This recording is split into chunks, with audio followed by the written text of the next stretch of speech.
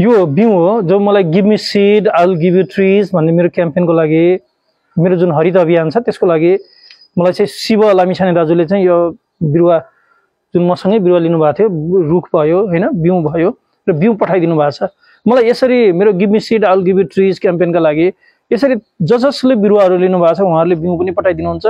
अनि कतिपयले विभिन्न जातिका बिउहरू पठाउनुहुन्छ। मैले त्यो बिउहरूलाई यहाँ लगाएको छु, मैले एकछिनमा हजुरहरूलाई देखाउने छु। यो चाहिँ शीतल चिनीको बिउ हो। अब मेरो नयाँ बिरुवाहरू तयार गर्नका लागि चाहिँ यो बिउहरू तयार भएका छन्। कति प्रकारको हुन्छ भनेर धेरैले भन्नुभएको छ। यो 13 प्रकारको हुन्छ है, 13 प्रकारको हुन्छ। कसैको फल एकदमै तितो हुन्छ हैन, कोही रातो खालको पनि हुन्छ र यो चाहिँ बाह्रैमासे फलिरहन्छ। हेर्नुस् यो बाह्रैमासे यो कलिलो फल पनि छ त्यहाँ, ऊ माथि छिप्पेको छ हैन, अनि त्यो फूल पनि फुलेको छ, यो फलिरहन्छ। फल यसको चाहिँ देखिरहनुहुन्छ।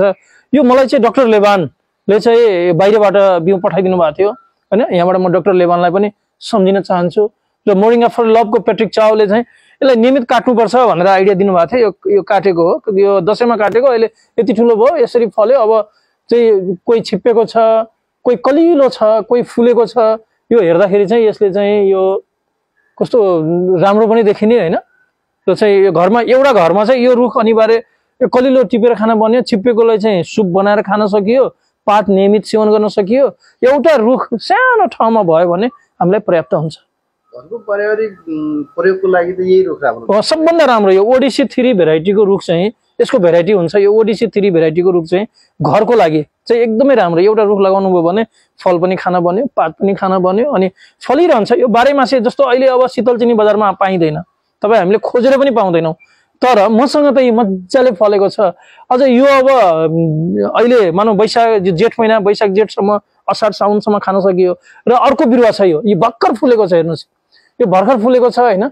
यो चाहिँ मलाई अझै पछि साउन भदौ असोजतिर चाहिँ यो खानलाई एकदमै तयार हुन्छ। यो विभिन्न समयमा विभिन्न तरिकाले चाहिँ यो चाहिँ हुने गर्छ। र घरमा वर्षमा एकचोटि फल्ने पनि छ मसँग हैन। त्यो वर्षमा एकचोटि मात्र फल्छ।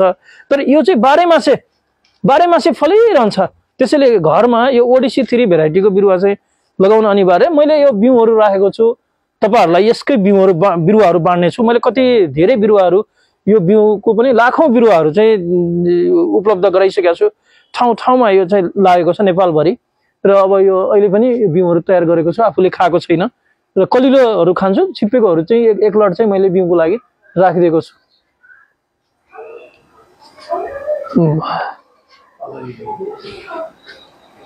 यो चाहिँ तपाईहरुले दिएको बिउहरू हो हैन। तपाईहरुले दिएको यो निमको बिउ बनाएको छु। यो चाहिँ शीतल चिनी भइहाल्यो, यो बर भयो, यो पिपल भयो हैन। अनि त्यसपछि गएर चाहिँ तपाईहरुले दिएको अम्बाका बिरुवाहरू पनि छन् मसँग। यो कागतीको बिरुवाहरू पनि छ हैन।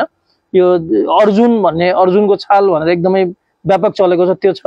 यो कल्की फूल जुन हामीले चाहिँ बोटल ब्रश पनि भन्छौँ, त्यो छ। गुलमोहर छ हैन। यसरी यो विभिन्न बिउहरू तपाईहरुले नै दिएको है। यो मैले कोही आफूले चाहिँ यो बनाएको होइन। तपाईहरुले दिएको बिउलाई पोली ब्यागमा हालेर बिरुवा तयार गरेको छु। उतातिर शीतल चिनी जुन बाह्रैमासे वाला शीतल चिनी पनि छ उतापट्टि।